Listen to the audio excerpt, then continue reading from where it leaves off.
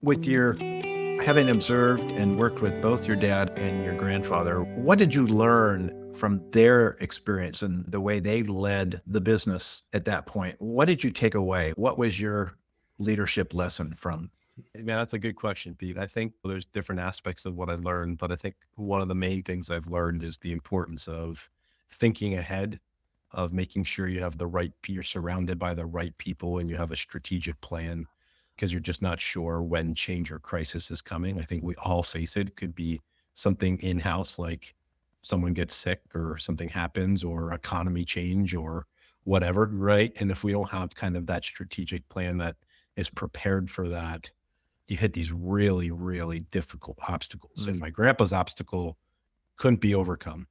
My dad's obstacle, and this isn't a brag on me, I think we all have different seasons of life. Like my grandpa was the forerunner of bringing the trade to the family. My dad was the one that built it from nothing. But I do believe my gift set was to scale and grow. And so, right, without me in play, if I was doing something else, I'm not sure the business would have survived that season either without a leader at the helm. And if it did, it would have been at the cost of some good people and a percentage of our customer base. Yeah. And so the business has done well, threefold since 2012. Is Threefold. that right? Yeah, three times the size, three times the income, expanding our territory, new services my dad's dreamed of, and working with CMOs and CFOs and metrics and dashboards and technology, just really surging technology into the trades, which has been really cool.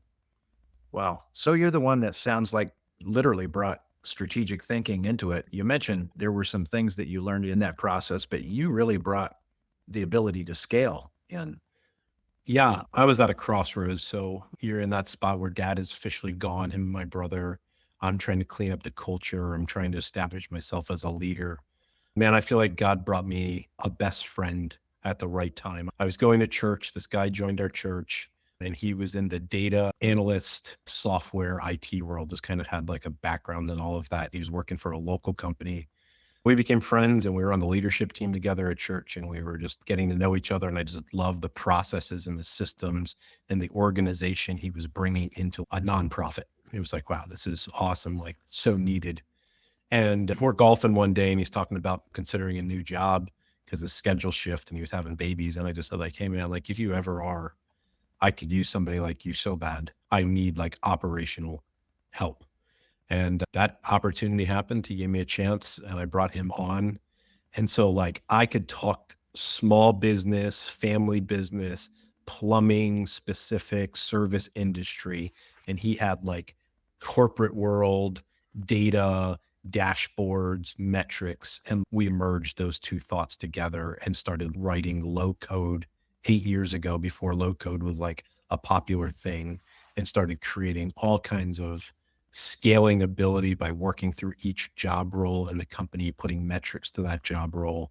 It was unbelievable. Wow.